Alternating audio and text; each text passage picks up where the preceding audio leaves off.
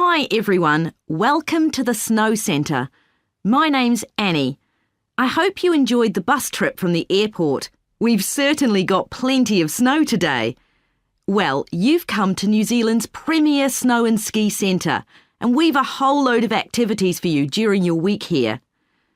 Most visitors come here for the cross-country skiing, where you're on fairly flat ground for most of the time, rather than going down steep mountainsides. There are marked trails, but you can also leave these and go off on your own, and that's an experience not to be missed. You can go at your own speed. It's great aerobic exercise if you really push yourself. Or, if you prefer, you can just glide gently along and enjoy the beautiful scenery. This afternoon, you'll be going on a dog sled trip. You may have seen our dogs on TV recently racing in the Winter Sled Festival. If you want, you can have your own team for the afternoon and learn how to drive them, following behind our leader on the trail. Or if you'd prefer, you can just sit back in the sled and enjoy the ride as a passenger.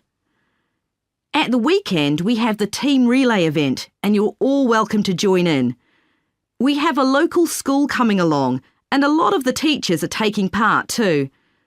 Participation rather than winning is the main focus, and there's a medal for everyone who takes part.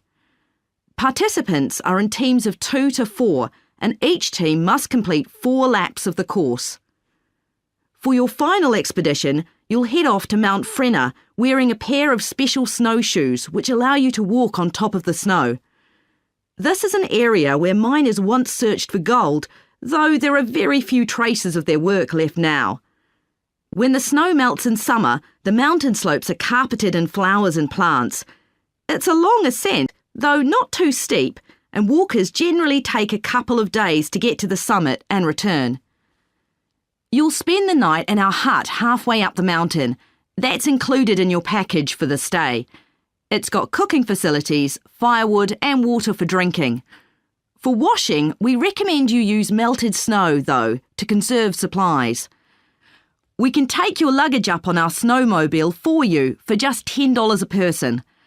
The hut has cooking facilities, so you can make a hot meal in the evening and morning, but you need to take your own food. The weather on Mount Frenna can be very stormy. In that case, stay in the hut. Generally, the storms don't last long. Don't stress about getting back here to the centre in time to catch the airport bus. They'll probably not be running anyway. We do have an emergency locator beacon in the hut, but only use that if it's a real emergency, like if someone's ill or injured. Now, let me tell you something about the different ski trails you can follow during your stay here. Highland Trail's directly accessible from where we are now.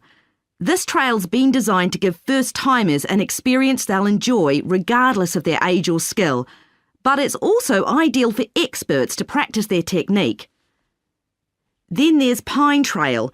If you're nervous about skiing, leave this one to the experts. You follow a steep valley looking right down on the river below. Scary! But if you've fully mastered the techniques needed for hills, it's great fun. Stony Trail's a good choice once you've got a general idea of the basics. There are 1 or 2 tricky sections, but nothing too challenging.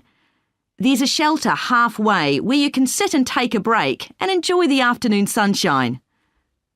And finally, Losers Trail. This starts off following a gentle river valley, but the last part is quite exposed, so the snow conditions can be challenging.